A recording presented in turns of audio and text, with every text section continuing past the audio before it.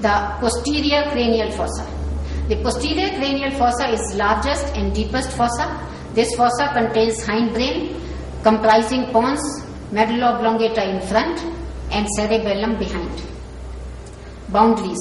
Anteriorly, superior border of petrous temporal and posterior part of body of sphenoid called dorsum cellae. Posteriorly, squamous part of occipital bone and on the sides, mastoid part of temporal bone. Floor.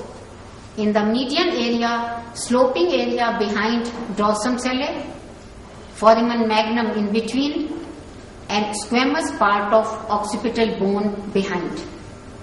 Lateral area, lateral part of occipital bone, posterior surface of petrous temporal bone, and mastoid temporal bone. Features. Clivus is sloping area in front of foramen magnum. It supports pons and medulla oblongata.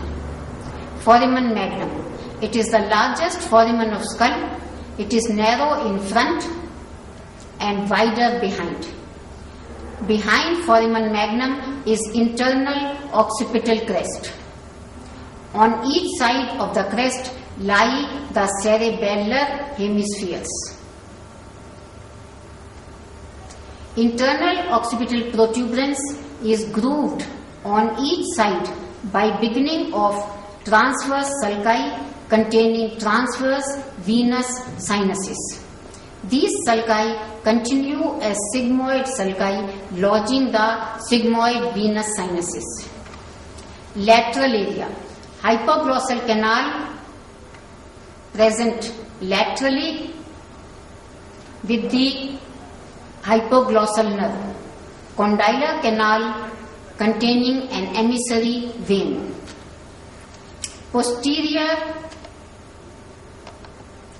surface of petrous temporal shows a very important internal acoustic meatus.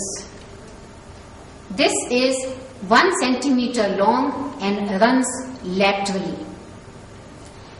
And it gives passage to 7th nerve, 8th nerve and the labyrinthine vessels. Orifice of aqueduct of vestibule is a narrow slit behind internal acoustic meatus.